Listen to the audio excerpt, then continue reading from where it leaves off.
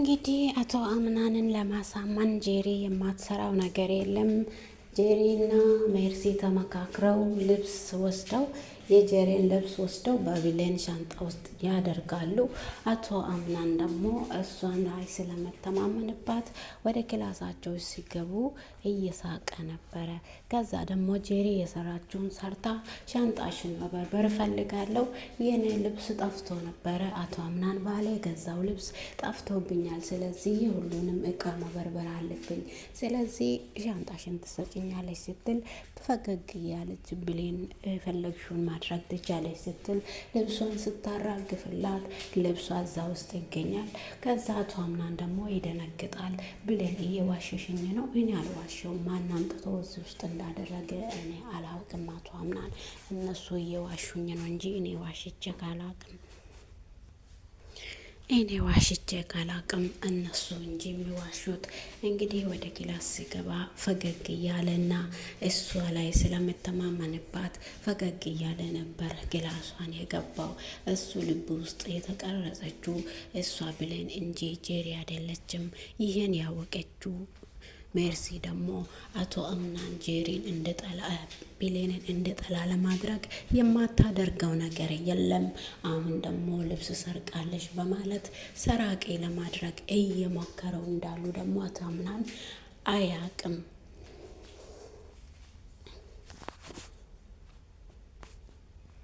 አቶ አምናንና ብሌን ተጣልተዋል። በዚህ ሰዓት ቀሚሴን ሰርቃለች፣ ያንተን ልብስ አቅፋ አድራለች። እንግዲህ ሜርሲ ደግሞ እዛኔ እኮ አቶ አምናንን እየሳምሽን አይቼሻለሁ። አንቺ ቤት ውስጥ የሚኖርሽ ባህሪ ሌላ፣ ውጭ ስትወጪና ከአቶ አምናን ጋር ስትሆኒ ከወንድሜ ልጅ ጋር ስትሆኝ የምትሆኝ ነገር ሌላ ነው። እኔ ያላየውሽ ነው የመሰለሽ? እኔ ሁሉንም ነገር አውቃለሁ፣ ግን አልናገርም አላወራም ብዬ ነው።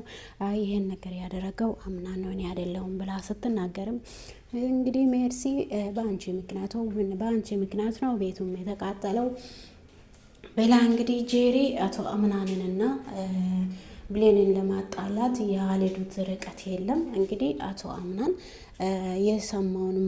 የሰማውን ብቻ ማመን ሳይሆን የብሌንንም እውነታ መስማት አለበት። እሷን ሚያምናት ከሆነ ማንንም መስማት የለበትም። እሱ ልቡን ብቻ መስማት ይጠበቀዋል ማለት ነው። በዚህ ምድር ላይ ሁሉም ሰው የራሱ የሆነው መንገድ አለው። ምክንያቱም አንዱ ይሄን ነገር የኔ እንዲሆን በግድ አንዱ ደግሞ ይሄ የኔ ህይወት ነው ብሎ ነው ይችላል። እንግዲህ ሲፋን እናትየዋን ስለገደሏት ብዙ ዋጋ አስከፍላለች። አቶ አምናን ግን አያቅም። እስከ አሁን ድረስ ቤታቸው ተቃጠለ፣ እናቱ ሞተች፣ አክስቷ አበደች። እንግዲህ ብዙ ነገር ተፈጥሯል። በዛ መሀል ደግሞ አቶ አምናን ቤት ውስጥ ምን እየተፈጠረ እንዳለ፣ ጠላት በቤት ውስጥ እንዳለ እስከ አሁን አያቅም ማለት ነው። እንግዲህ አቶ አምናን በጣም ተናዷል በብሌን ላይ። እንዴት የምስቴን ቀሚስ ሰርቀሽ አምጥተሽ ክላስ ውስጥ ይገኛል በማለት አንቺ የምትሆኚው ሌላ፣ ለምንድን ነው እኔ በልቤ ውስጥ የሳልኩሽ ብሌን ሆነሽ የማትገኘው? ለምንድን ነው እንደዚህ የምትሆኚው? እኔ ማቅሽ አንቺን አይደለም፣ እየተቀየርሽብኝ ነው። መቀያየሩስ ለምንድን ነው ጥቅሙ? ለምንድን ነው እየተቀየርሽ ያለሽው? የመቀያየርሽ ትርጉሙ አልገባኝም፣ ለምንድን ነው ብሎ ይጠይቃታል። ያየህን ሁሉ የተነገረህን ሁሉ ለምንድን ነው የምታምነው? የውስጤን ቆሻሻ ስሜት አውጥተህ በተናደድክ ጊዜ አትናገር ትለዋለች። እንግዲህ ብቻዬን ተይኝ፣ እኔ ብቻዬን መሆን ፈልጋለሁ፣ ሁሉ ነገር እውነት ነው ብሎ ይናገራታል። እሷ ደግሞ ሜርሲ ደግሞ የእሷ ስራ ሰውንና ሰውን መጋጫት፣ የሰውን ቤት ማፍረስ ነው።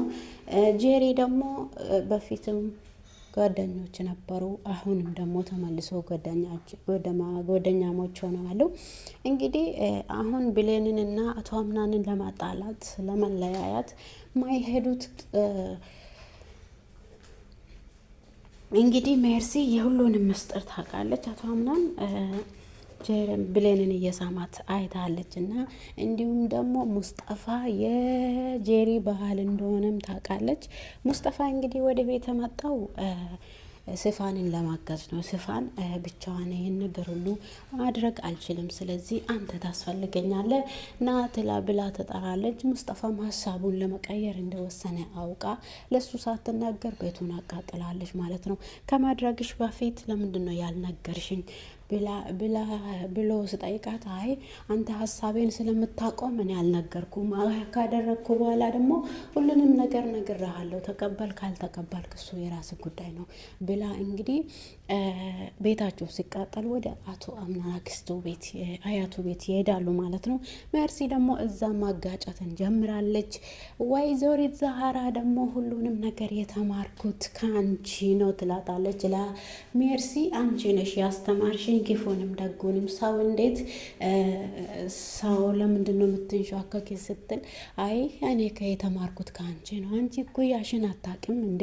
አንቺ ነሽ እንጂ እኩያሽን ማታውቂው ብላ እንግዲህ ሜርሲን ይዛታለች ማለት ነው። አንድ ቀን እውነታውን ማውጣቴ አይቀርም ታያለሽ። እንግዲህ ነገሩ ምን እንደሚሆን አይታወቅም። አንቺ ባደረግሽው በቆፈርሽው ጉድጓድ ራስሽ እንደምትወድቅ የኔ ወቂ ሜርሲ ብላ ታስጠነቅቃታለች። እንግዲህ ወይዘሪት ዛህራ ሜርሲ ደግሞ ምን አለ ብትቶኝ እኔ አልተጣበቅሹም፣ አንቺ ነሽ እንደ ማስቲካ መተሽ በእኔ ላይ የተጣበቅሹ እንጂ እኔ ከአንቺ ጋር ምንም ጉዳይ የለኝም። ግን ለምትሰሪው ስራ ሁሉ አንድ ቀን ዋጋ እንደምትከፊ እኔ አልጠራጠርም። ሁሉንም ነገር ለአቶ አምናን እነግረዋለሁ። ቤት ውስጥ ምን እንደምታረጊ የወንድሜ ልጅ እያልሹ ለሱ ጠላት እንደሆንሽ አያቅም አቶ አምናን። እኔ ደግሞ አቶ አምናን እናቱ ሀደራ ብላ ስለሞተችው የእናቱን ሀደራ መቼም አልበላም ብላ እንግዲህ ወይዘሪት ሞርዚና ወይዘሪት ዛህራ ለሜርሲ ትናገራለች። እንዲሁም ደግሞ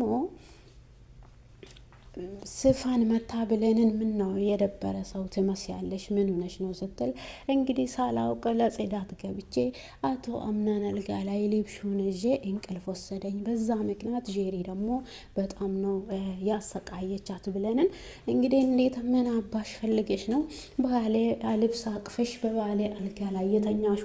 ምን ሆነሽ ነው አንቺ የጽዳት ሰራተኛ እንጂ ከዛ ውጪ ምንም ነገር እዚህ ቤት የለሽም። እኔ ግን የዚህ ቤት ኤማ ቤት እንደው እንኳ አትርሽ ሚልሽን ብቻ ነው ማድረግ ያለብሽ ብለው እንግዲህ አንቺ ሌባ፣ አንቺ ቀሚሴን ይኸው ባሊያቱ አምናን አንተ የገዛህልኝ ቀሚስ እኮ ይሄ ነው እንግዲህ ሰርቃ አምጥታ እዚህ እንዳስቀመጠችው አላወክም። ይኸው በአንተ ፊት ነው ያገኘሁት። አንቺ ሌባ፣ እኔ ባሌ የገዛልኝን ልብስ መስረቅ ጀመርሽ። ምትፈልጊ ከሆነ እንገዛልሻለን፣ ለምን ልብስን ትሰርቂያለሽ? ብላለች። እንግዲህ ጄሪና ሜርሲ ተመካክረው በብሌን ላይ ብሌንን አቶ አምናን እንድጠላት ለማድረግ ብዙ ውጣ ውረዶችን እየወጡ ነው። እና አቶ አምናን ደግሞ ያው የተነገረውን ያየውን ያምናልና ያየውትንስ ይላል እና ማን አምጥቶ በልብሷ ውስጥ እንዳስቀመጠ ብሌን ራሷ አታውቅም። በሷ ክላስ ገብቶ እየሳቀላት ነበርና በዛም ያው ጄሪ እንግዲህ ልብስን የሰረቀችው እሷ ናት። አየክ ባሌ አንተ የገዛህልኝ ልብስ ይሄ እኮ ነው፣ ሰርቃ አምጥታ ቀምሴን አገኘው እዚህ ክላስ ውስጥ አየክ ትለዋለች። እሷ ደግሞ ጄሪ ደግሞ አየክ አቶ አምናን እኔ ስነግርክ ምንም ነገር አታምንም። እንግዲህ ሜርሲ ደግሞ ይህ እንደተሳካና እንዳልተሳካ ለማየት በበራቸው ላይ ቆማ እየሰማቻቸው ወይዘሪት ዛህራ ትመጣለች። ምንድን ነው የምትሰሚው? ምንድን ነው ባልና ሚስት የሚያወሩት ነገር? አንቺ ለምንድን ነው የምትሰሚው ብላ ትላታለች።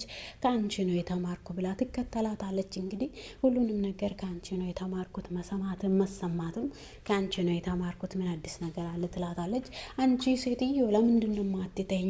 የአንቺ እኩያ አትፈልግም? እኔ ብዙ ጊዜ ከወጣቶች ጋር ነው መኖር የሚፈልገው፣ አንቺ ግን እኔን ለምንድን ነው የምትከታተኝ? ትላታለች።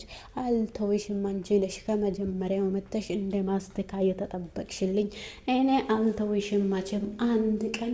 አንድ እውነታን ወቀ እኔና አንቺ አሁን ሽንት ቤት ውስጥ መሆናችን፣ መታጠቢያ ውስጥ መሆናችን እሱን አትርሺ ውብዬ፣ ውርደትሽን እንዳላወጣ አሁን ዝምት ያለች ብላ እንግዲህ ታስፈራራታለች ወይዘሮ ዛህራ። ከዛ ይጨዋለሁ ስትል አፏን ትይዛታለች ሜርሲ። እናቷ ምናምን በጣም ተጨንቆ ይገኛል። እናቷ ምናምን ሁሌ ችግር፣ ይሄን ችግር ጨረስኩ ስል ይሄ ችግር ይገጥመዋል። በጣም ከባድ ነው። ብሌን አንቺ ምንድነው ባላወራሽ ራሱ ብትረጀኝ ከጎኔ ብትሆንልኝ ብሎ ብዙ እንትን ይላል ማለት ነው አቶ አምናን። ብሌን ግን እሱ ለምን እነሱን ያምናል ነው? ለምን ያምናል? እኔን የሚያውቀኝ ከሆነ እኔን የሚረዳኝ ከሆነ እነሱን ማመን ለምን አስፈለገው ነው ብሌን። እንግዲህ ውድና የተወደዳችሁ ተመልካቾቼ የዛሬው ክፍል ይሄኛውን ይመስላል። ስለምትከታተሉኝ ስለምታበረታቱኝ አመሰግናችኋለሁ። መልካም ጊዜ ተመኘውላችሁ።